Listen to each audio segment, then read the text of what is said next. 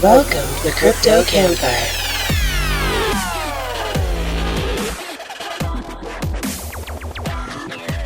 They're Snap, Crackle, and Pop's older brothers, Mitch and the Professor, featuring special guest Eric Lifson.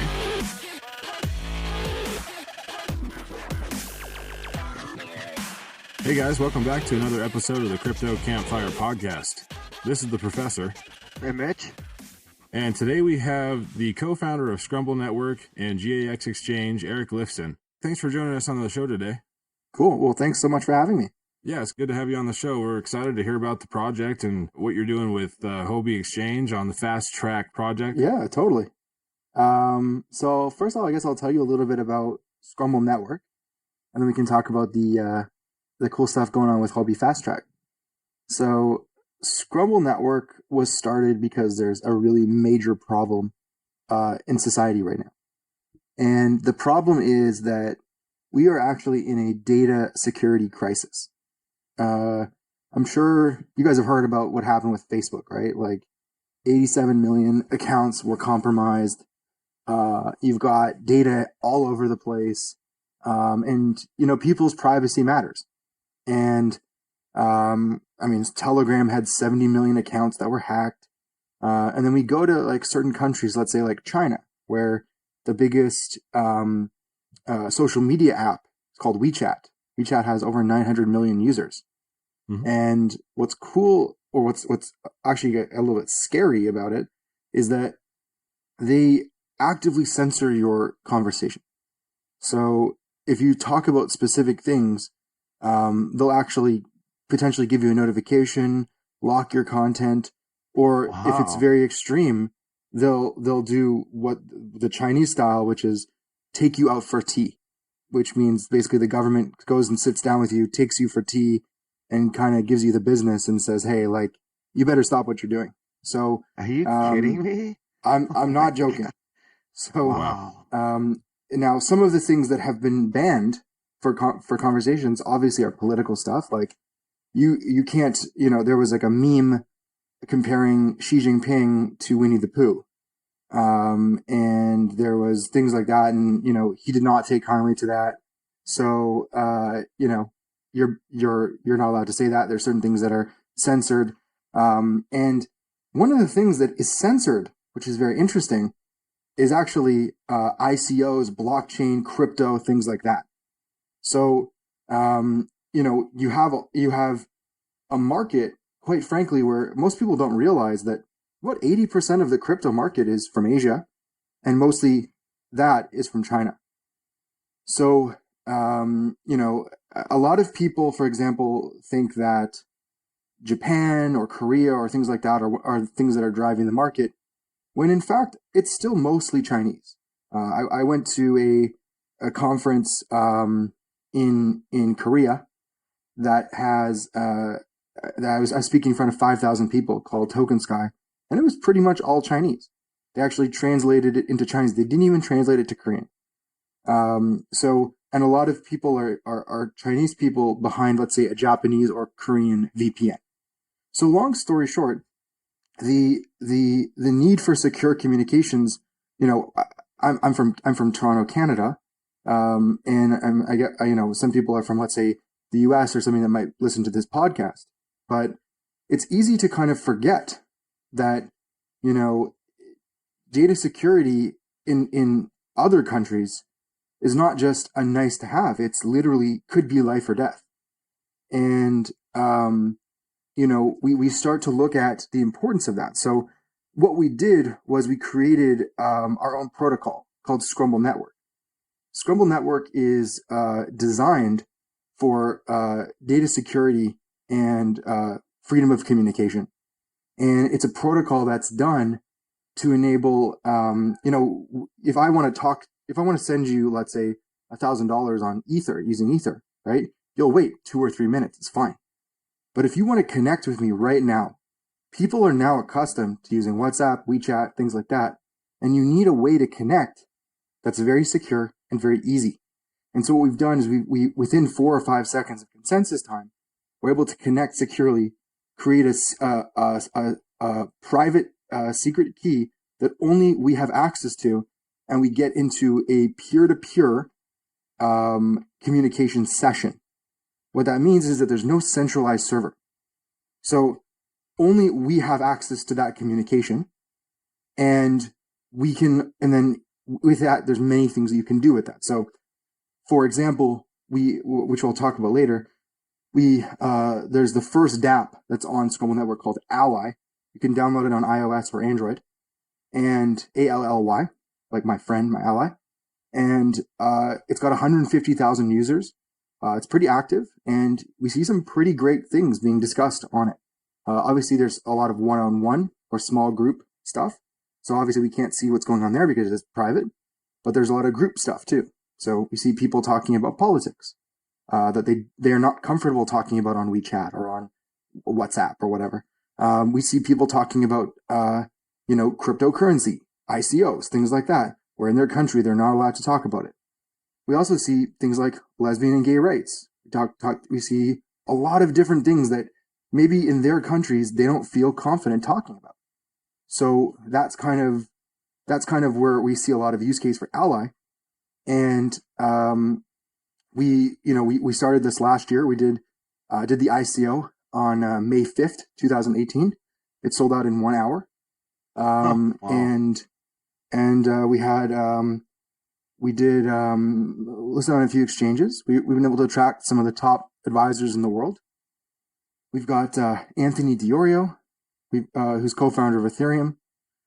We've got Jeff Pulver, who started a $3 billion Vonage company, and early investor in Twitter. And then we have CTO of Aeon, Jin Genius 2. And finally, we're backed by University of Toronto, the Rotman Business School, where they have a blockchain and fintech department. So one of the professors there is one of our advisors as well. So that's pretty cool. So this everything you're talking about right now really is what Skrumble Network is all about, right? I mean, it's about decensored communications and securing communications, whether it be data or whether it be vocal communications. Am I right on that? You're absolutely correct, and it's also Okay. Decentralized file storage. We have automatic. We can call decentralized. We're working on video right now. We have it working in beta. Is it an app, Eric? Is it an application that someone would install in order to use the network, or is it? Enlighten us a little bit on that. Yeah. So basically, the network is called Skrumble Network, and we have a bunch of different groups building apps on that, or dApps, right? Okay. Currently, there's one dApp that's on it that you can use right now, and it's called Ally. ALLY. Right. ALLY. Okay. Yeah. So I encourage you to download it, check it out on the iOS or Android stores, and you can experience for yourself what it's like to on the app using Skrumble Network. You can talk to somebody, you can directly connect with them, and have your own private, secure communication. You can send crypto. Right now we support SKM, but we're going to support other cryptos in the future, right? So I can talk to you, and instead of, hey, what's your address? What's your Ether address? Let me copy and paste it. I just say, hey, nice to talk to you, Mitch. Here you go. Happy birthday. Click, done. And I send it to you in conversation, in context, securely, and we can talk about anything we want. And really, it's the future of communication. Right. Now you said that only we hold the keys. We as in the communicators, or we as in your network? We as the communicators. So it's okay. It basically automatically creates, and what's cool about it is you don't have to be super technical to use this, right? We wanted it to be where like your grandmother could use this, and she might not even realize that she's using blockchain technology. But never underestimate your grandmother, guy. Right, exactly. She get out of a chair and beat you with a broomstick quicker than snot. Come on now. Sorry, I had to throw that in there. No worries. Well, your grandmother is probably very tech savvy, I'm sure. So, not to bring her into this, So So yeah, so that's kind of the background, right? And we see that the time is now to make some moves on the data security side. And really, there's a lot of projects out there, to be honest, and I'm just gonna say it. A lot of them are complete BS. There's no real use case. It's just like a pump and dump. It's there to um, kind of show, hey, look, it's all about the token, right? And I'll tell you my favorite quote. I did my MBA out of Boston, and I'll tell you my favorite quote from one of my professors there, which was, "A commodity is a failure of market innovation," which means that if you have just anything like a commodity, like a piece of meat or a piece of wheat or something like that, that could be anything, then that's not interesting. That's just it could go up, it could go down, but there's nothing of real value there. Whereas what we're working on building is something that's real and something that actually has value and can do things. And I hate to say that that's a pretty novel thing in this market from what I've seen, because having visited several of some of the projects, let's say in China, or I've been to China 9 times. My wife is Chinese. I speak basic Mandarin. The some of these projects honestly are just complete scams. You go there, there's one person in a room, and it's just some marketing and hype, right? And what we stand for, like people who come to our technical office is built is in Toronto, Canada, right? And if you come to Toronto, Canada, you come visit our office, and anyone who comes is welcome to we actually get a lot of visitors to come by. When they see what we're doing, they see that we have over 40 people on our team. They see what we're building. They see, okay, this is real. And, we want to make sure that we distance ourselves from some of the ICO scam and hype, and really focus on building something great and, doing something outstanding. I agree with you totally on distancing yourself to a point. Now, let me ask you this. Would you consider yourself in a bubble when it comes to your project, or do you see other projects as they are? And are you aware of projects out there that are in position to help eliminate scammy projects or post reviews for, whether positive or negative for projects? Are you aware of stuff like that, or are you stuck in, and I don't mean that in a negative way. I mean, your focus. Let me rephrase that. Your focus is your project, but are you aware of other projects similar to that in that regard of spreading information? Like good quality projects? Well, yeah, like a quality project that would represent an unbiased means of review of a project to tell people whether it's a scammy project or whether it's a, positive going forward project. Yeah, I mean, here's the problem, right? I mean, there's a few good like review sites, but here's the problem, right? And this is how it was kind of explained to me. So the majority of this market, let's face it, is highly speculative.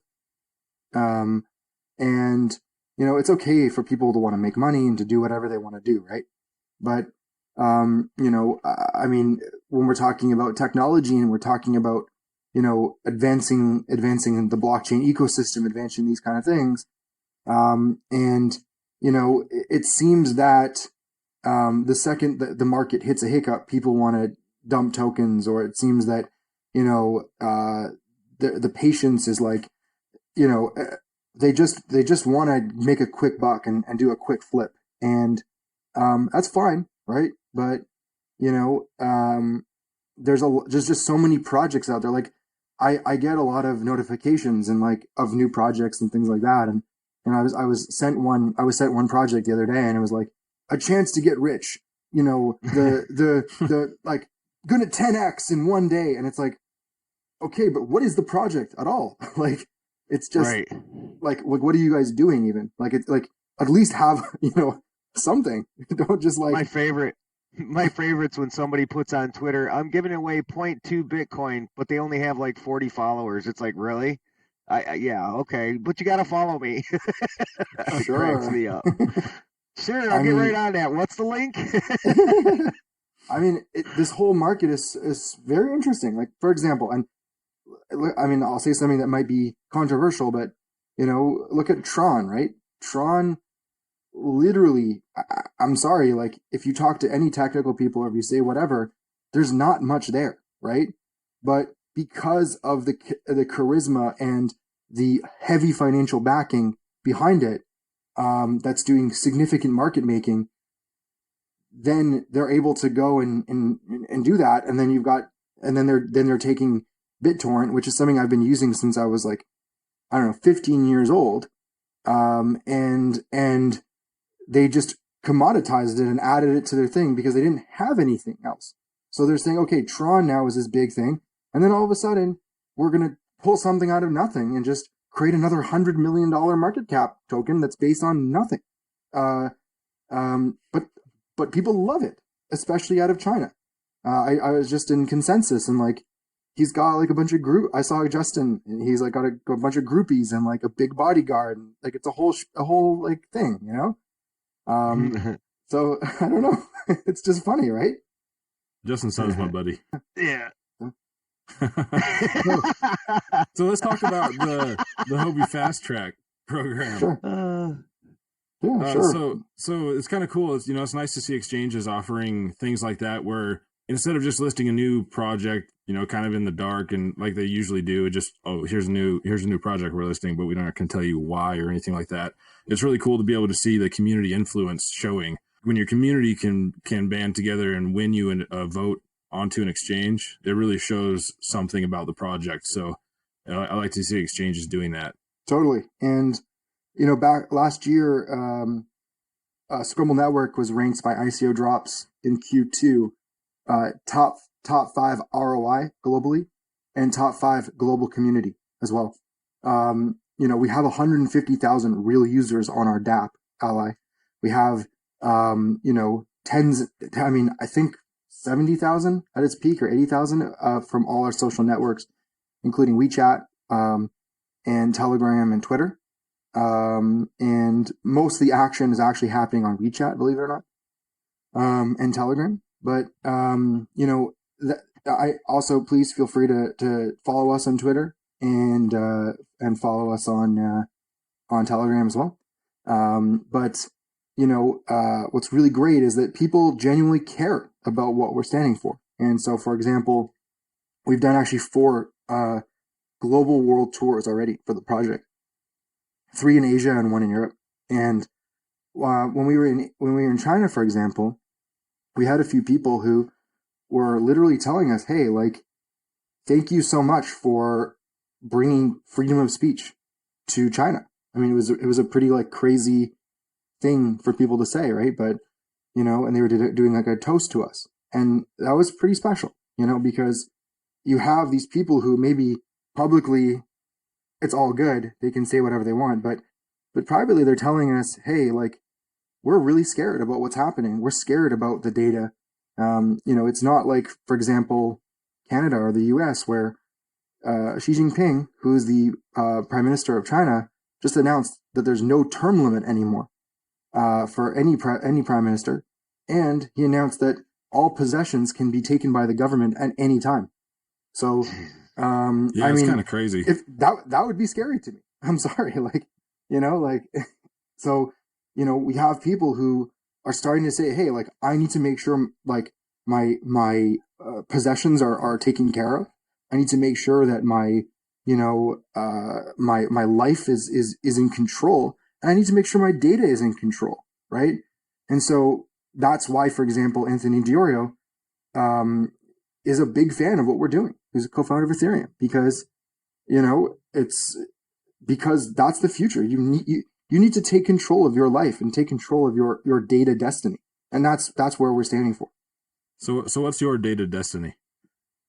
Data destiny, is just the confidence and peace of mind that you know that everything you're saying and everything, it's not like you're doing anything, let's say, malicious or anything like sketchy, right? But you want to make sure that you own your data. And we kind of becoming desensitized to it a little bit because every single week there's a new story. from Facebook to Telegram to, all these guys where, and then there's like health insurance and things like that. Everything is just like getting crazy, right? We're growing fast. It's fucking exponentially crazy. The shit that's coming out and the places we're going and the things that are happening, both good and bad, are just mind blowing every day. It's kind of like a whirlpool where when you're on the outside rim, you're moving relatively slow, and as you get closer into the center of it, the vortex, you're spinning like a top. So right, what's I at the think bottom of that's the kind whirlpool? right. That's kind of where we're headed, and the hole can get really deep if we don't start bracing ourselves to pull out of it. Yeah, 100%. And like, there's some really crazy trends right now, right? So I don't know if you have heard about this, but last week there was some crazy big news out of the U.S., which was that they're thinking of breaking up a bunch of the top tech companies in the U.S. Google, Amazon, Facebook. They're literally starting to look at, hey, these guys are too powerful. And that, I mean, the stock market dropped like 10% in one day because of that. Right. Yeah. I don't know if you remember that, but that's a pretty big deal. And there's reasons for that because I'll tell you, this is a crazy example, right? But we start to think about like you mentioned, there's good and bad of data, right? I mean, Google's a fantastic company. There's a lot of good stuff. Like, your life is genuinely easier in many ways because of Google. But there's things like, for example, Google Home or things like that, where everything you're saying, you don't know what's being recorded. You don't know what's not being recorded, right? And so here's a crazy example, right? So, the company Target, right? The retailer, it's kind of like Walmart. Target. So, yeah, Target. Yeah. So they were able to, this happened a couple of years ago. They were able to look at people's purchasing decisions, and they were able to tell if a woman would be pregnant in the future. And so they actually were able to say by their purchase decisions, not like, oh, I'm looking at like baby stuff or whatever, that's too obvious. They were literally able to look at people's purchase decision and within like a few weeks say congratulations on being pregnant to people. Now, they actually started sending these like new direct mail pieces to some of these people based on their data things, and they were very accurate. And some people, for example, they were with their family, with their dads, or they were with their boyfriends. They didn't even know that they were pregnant yet, and so like, what the hell are you talking about? They're pregnant. So the point is that with the right AI and the right algorithms and things like this, we're getting into a point where the predictive analytics are so strong. And you look, I mean, have you guys ever used WeChat before? WeChat? No, I have not used WeChat. Okay. No. I mean, if you go to China, you literally can't do anything without chat.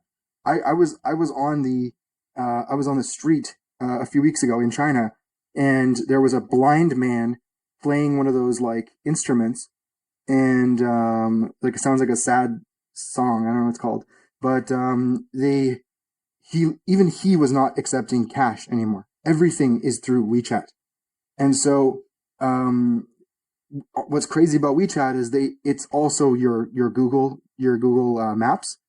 It's also your Uber. They have a thing called Didi, which is how you drive. It has your wallet. It has every single thing about you in one place. So everything is known. And so, we have to start thinking and just creating that conversation and saying, look, like, are we going to, like, we need to at least take back some of our data security. And that's why we started Skrumble Network. So we're doing this Huobi Fast Track, right? We're really honored and excited to do that. And we want to bring this data security to the world. And so we're really excited. And, the vote is on the 13th of June, and we really want to win. All right, guys, you heard it. Make sure to vote for Skrumble Network on the Huobi Fast Track vote on June 13th. Yeah, I mean, guys, please. What are your thoughts on decentralization and why we need it so fast? I mean, once again, right? Like, look, you need a little bit of centralization, okay? Because otherwise things just won't get done. So, for example, like, and this is a bit of a paradox, right? Because for us, for example, to do a decentralized communication platform, a Skrumble Network, we had to, in a centralized way, create all the marketing materials, do the global world tour, convince people to buy the token, and like do that. And if it's not centralized, people are not going to do that work, right? But as you start to scale it and grow it, then you need to decentralize it and then start giving it to the people, right? Right. That's a good point. There is kind of a balance there. Yeah. And that's one kind of thing that people don't necessarily think about, right? You think like everything should just be decentralized, but at the end of the day, you do need to appeal to human nature, right? So, there's a reason why communism doesn't work, right? I mean, look at China, for example. It's a perfect example. You have so much power up front, and then the way that people are now incentivized, it's now hyper capitalism in China. Exactly. Too much of any one thing is never good. Whether it's too much control, whether it's too much centralization, whether it's too much of the opposite of that. I don't think anything in one extreme direction or the other is a positive thing. I think you're 100% correct. So what do you like about Montana? I know Montana? You said on Twitter the other day that it was one of your favorite states. Well, I mean, I actually grew up in the States for like 10 years of my life and out of Colorado. And Montana's a great state because it's very chill. It's very, very laid back, and it's got some, really cool stuff to see. Really beautiful. Nice. What part of Montana did you spend most of your time in? I don't remember a specific place. I just remember, seeing a bunch of the nature stuff and, driving around and, I think there was some hiking. This year, breathtaking views. Yeah. Pretty beautiful, Oh yeah, absolutely. There's a lot of those. Yeah. Absolutely. If you ever get back up this way, we'll have to go have a beer. Sounds amazing. So if you ever come to Toronto, you hit us up. You let us know. And also go Raptors, by the way. We're one game away from winning a championship.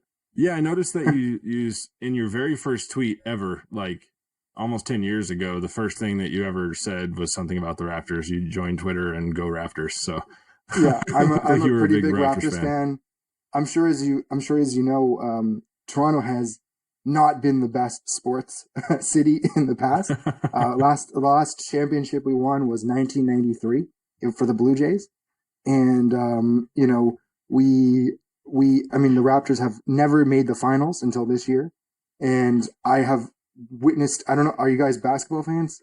Do you guys know Andrea Bargnani, the number one? Not pick? Very well. No, my wife would be all over that, but like we had some. Card, but...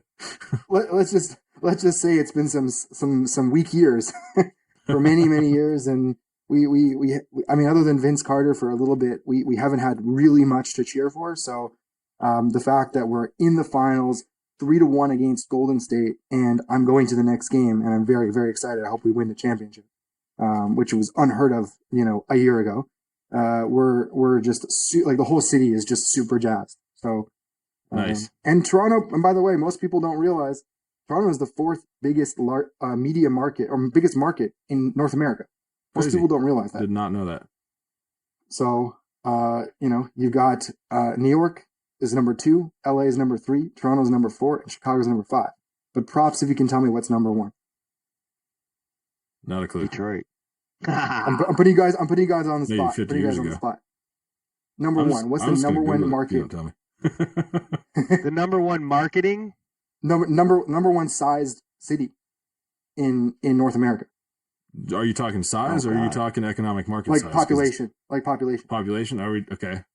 I'm going to assume somewhere in California, San Francisco, or LA or something like that. No. All Mexico City. Mexico City. Oh, North America. God. See, I'm being self-centered and thinking about fucking America. The North of America. Typical fucking American. Right. We're thinking about the North of America. Yeah, Eric's norther than we are. America. I just made up a word. Don't talk about Get down, Rupert. America. Well, I know you guys are hoarding all the good donuts and ketchup chips up there, so. Yes, we are. Nice. Nice. Cool, man. Cool. So, since you're from Toronto, have you ever watched Corner Gas? I've actually never watched the show. It honestly seems really lame. See, so I don't know if this is stereotypical of me for assuming that, but I just know it's a really big show in Canada, and I just discovered it like, I don't know, a few months ago, and I thought it looked stupid too. So we're sitting there, my wife and I at night, looking for some dumb TV show to go off into for a while, and we're like, hey, this looks stupid. So we clicked on it, and then all of a sudden it was actually really hilarious. You should check it out. I don't know how this turned into a plug for a TV show that's like 10 years old. Sounds like the Mackenzie boys. Hell yes. What's interesting about Toronto and Canada, like it's very different than the rest of Canada. So when people think like, oh, you guys are like, Canadians, we're Canadians, but we're a little bit like, I don't know, we're more like the New York of Toronto, right? I mean, sorry, New York of Canada. So, like a New Yorker is not going to run and watch like Corner Gas. You know what I mean? Right. Like it's more. It's like this is like the most multicultural city in the world. You're trying to tell me? We're a little bit like that. You got it. Just like Montana's the better North Dakotans. No offense to any of you out there in North Dakota. I can't help it. Born and raised We're here. above you after all, right? Or you're above us, I should say.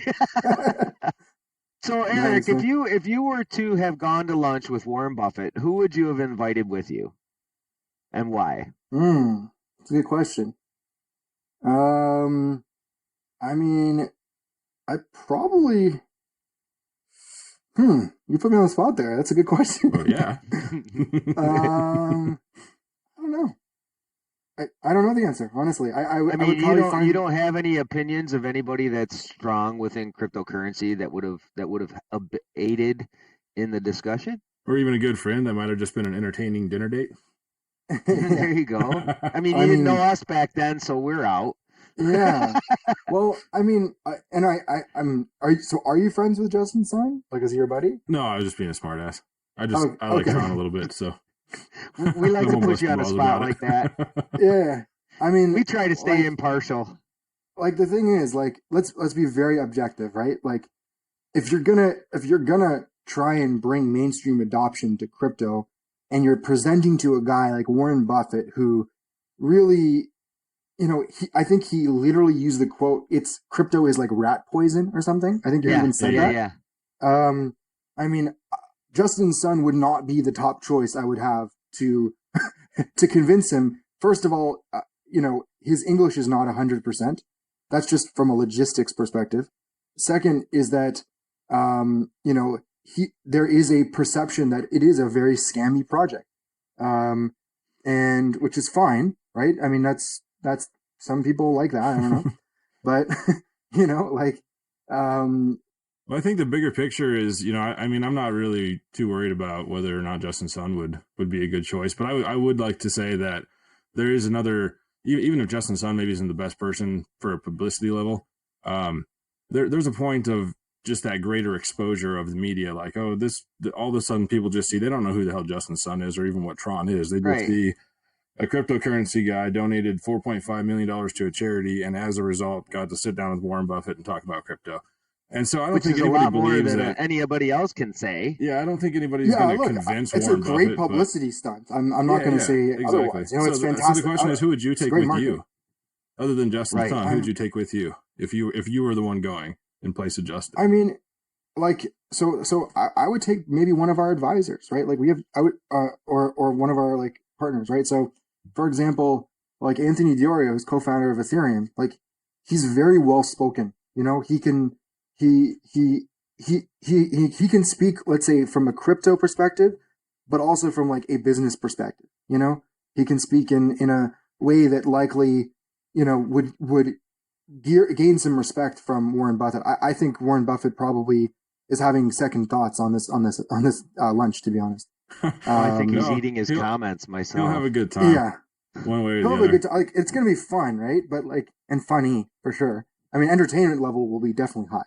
But in terms of actually gaining mainstream adoption, I would love for it to be represented by like good quality people. Another one that's close with us here in Toronto is a co-founder of Aon, Matthew Spoke. He's like a really solid guy, very well spoken, can speak. He was part of Deloitte's practice in North America for blockchain. Like these are guys that can be credible and can talk about adoption and how to do it, and like, and even talk about it from an investment perspective. We're talking, versus just like a lot of hype and like, I mean, props to him for doing the marketing. Like, it's fantastic, right? I'm not gonna, piss on him for that, right? But you just want to make sure that you get one crack at it, and it's gonna be good, right? Well, one thing that I do, I think, is that we always talk on the show a lot about needing better educational materials for the people who have absolutely no clue. And I think Warren Buffett would be a good subject for that. So I know he's got like massive amounts of knowledge in the financial sector and all that, obviously. But that aside, I think we need to have somebody that can sit down with him and go back to preschool on the Bitcoin side of things and be like, this is what it is, and this is how it works, and this is what it does. Yep. And it's not, it's not just this big horrible thing. And I like I say, I don't think anybody's ever going to really convince Warren Buffett. He's got his own mind made up. And what he says may not even be what he thinks. He's a smart guy. I think he probably gets it maybe a little bit, but just doesn't want to publicize it, because look at how much he stands to lose from cryptocurrencies if he's not in. I was going to say, I mean, who knows? Maybe somebody paid him to be negative about cryptocurrencies just so the price would stay low. That's there's a number of theories, but it's not crazy at all. It's not crazy. What you're saying. But yeah, it's interesting. It'll be interesting to see how it goes. So hopefully some good publicity comes of it at the same time. And I'm just glad that the money's going to a charity. So Warren Buffett's philosophy. I mean, everyone and their mother knows that his philosophy is you never invest in anything that you can't understand, right? If you look at a lot of his businesses that he's invested in, one of his core ones was Dairy Queen, right? So Berkshire Hathaway, which is his company, owns Dairy Queen. They own things like that. It's like very traditional businesses. People like ice cream. I can sell them ice cream. Here's how much we make, etc. It's a very standard, traditional brick and mortar business.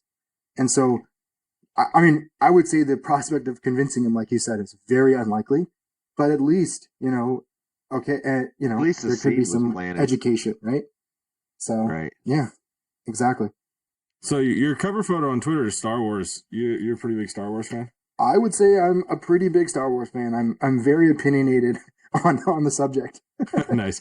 I'm not one of those super fans that knows all the little individual weird character names, like the ones that aren't even pictured and stuff like that. But there's a certain nostalgia of it for me, because it was like one of my first favorite movies as a kid, and so I get really giggly when I think about Star Wars. And I just saw that, and it kind of reminded me. My wife did a cool thing for me on my birthday here recently, and she put a tweet out hoping that Mark Hamill would wish me happy birthday, and he liked it, so I got my like button touched by the Force. I was a little giggly about that. So oh my god, that was so cool. I was like, fucking, that's pretty cool, god man. Damn it! I mean, I know that's not like, as far as I'm concerned, Luke Skywalker said hi, so that counts. Right, dude. That's pretty the awesome. Best part.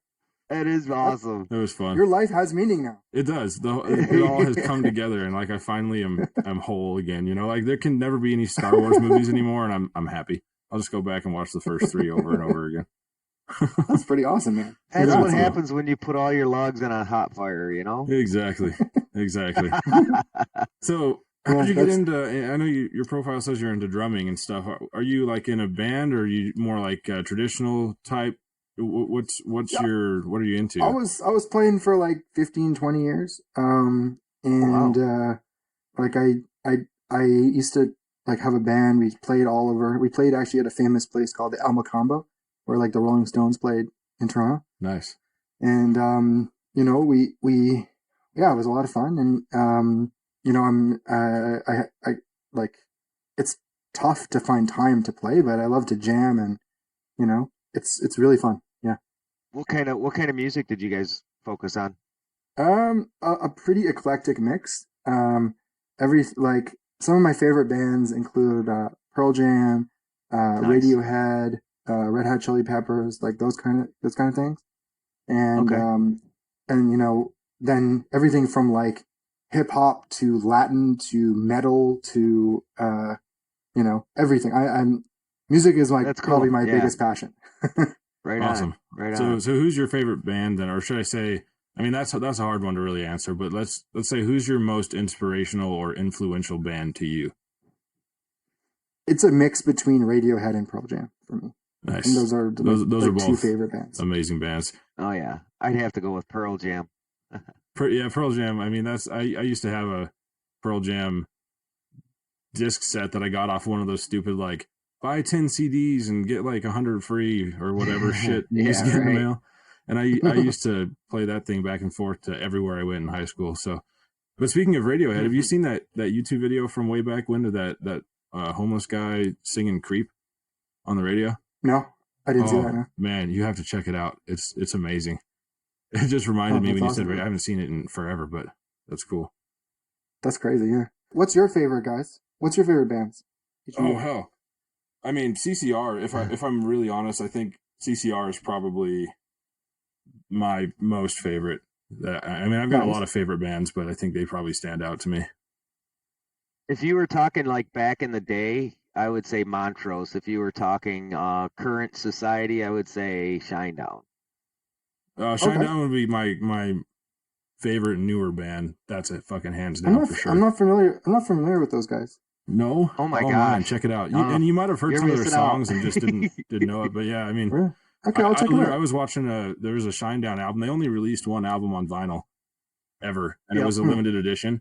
And I've been watching for it, and finally one came up on eBay, and it was signed. Wow. And I was like, oh my god! But then it ended up selling for $400, and I was like, I don't want it that bad. but right. Yeah, it was cool. You should check them out. I love it. They're a great band. Yep. Oh, for awesome. Yep. Eric, thanks for coming on the show. This was pretty awesome. I mean, I'm really looking forward to learning more, even about the Skrumble project, and how the advancements of it can help decentralize our communications. Because just a few days ago, you seen the whole Twitter thing go down, where a lot of accounts got shut down or whatever, and nobody really knows why. It just happens, and it's everybody says, "Oh, the Twitter police," and it's like, why? It's just ridiculous. I want to also just say a big shout out to Dominic at Huobi Exchange for hooking us up with Eric here. It's that was really, really kind of him, and I appreciate that. Heck yeah, definitely. And guys, vote for Ask Scam, Skrumble Network on Huobi Fast Track. Let's do this. June 13th. Right on. Hell yeah. All right, guys, it's been a pleasure. Thank you guys so much, eh? Yeah, thank you. Appreciate it. You have a good one. Have a great day. Cheers. Well, that was really cool learning more about Skrumble Network. I had a chance to kind of briefly look it over before we had this call, and I was already intrigued. And hearing more details, I'm actually kind of fascinated. I want to check it out more and kind of see the deeper details on it and what they're planning in the future on a more in-depth level. I'd like to say that I had that much responsibility this morning to do just that, but you know what? The reality is, I was talking with my boys J Mac and Clint Westwood and cementing in plans for going to Jersey, brother. So I had my priorities were a little off this morning, but that's where I was doing. 12, man. I get. Oh my God, our rooms are reserved. We got the car set up. Oh yeah, it's going down, man, and it is going to be insane. As it gets closer, every podcast, I swear to God, we do, I'm going to be throwing it out there because I'm getting excited as hell. Definitely. I mean, just the thing about being able to meet all these people that I've been talking to for the last 3 months, 4 months, 5 months, whatever. It's crazy. I can't wrap my head around it. I'm so excited. Absolutely. And guys, keep an eye on the Crypto Campfire Twitter and Mitch's Twitter during that Jersey meetup, because there's going to be some live streams, some live podcasts, and some other stuff that he's going to be doing while he's over there. So keep an eye on the Twitter page for all that. Absolutely. It's going to be a good time. Try and get everybody in as much as I could. So guys, as always, I like to throw it out there. If you guys feel like it, throw a tip log in the campfire. We do this for you. We hope you guys love the show. Spread the word. That's probably the biggest support you can give us, in all honesty, is to just get us out there. If you like it, share it. Absolutely. All right, guys. Well, thanks for listening today. We really appreciate it. Heck yeah. It was a really good time having Eric on here, and we look forward to all the other guests we have coming up soon. And also, we plan to have our website up here within the next week or two, so keep an eye out for that as well. Heck yeah, looking forward to it. You guys have a great day. Peace!